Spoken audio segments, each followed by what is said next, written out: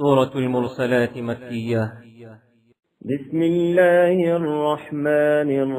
الرحيم. والمرسلات عرفا فالعاصفات عصفا والناشرات نشرا فالفارقات فرقا فالملقيات ذكرا عذرا أو نذرا إنما توعدون لواقع فإذا النجوم طمست وإذا السماء فرجت وإذا الجبال نسفت وإذا الرسل أقتت لأي يوم أجلت ليوم الفصل وما أدراك ما يوم الفصل ويل يومئذ للمكذبين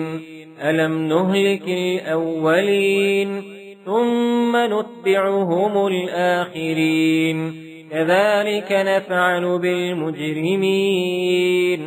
ويل يومئذ للمكذبين ألم نخلقكم من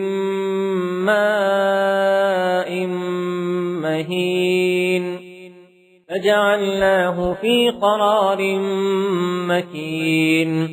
إلى قدر معلوم فقدرنا فنعم القادرون ويل يومئذ للمكذبين ألم نجعل الأرض كفاة أحياء وأمواتا وجعلنا فيها رواسي شامخات وأسقيناكم ماء فراتا ويل يومئذ للمكذبين انطلقوا إلى ما كنتم به تكذبون انطلقوا إلى ظل ذي 3 شعب لا ظليل ولا يغني من اللهب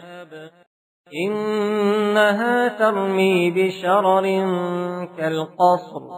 كأنه جمالة صفر ويل يومئذ للمكذبين هذا يوم لا ينطقون ولا يؤذن لهم فيعتذرون ويل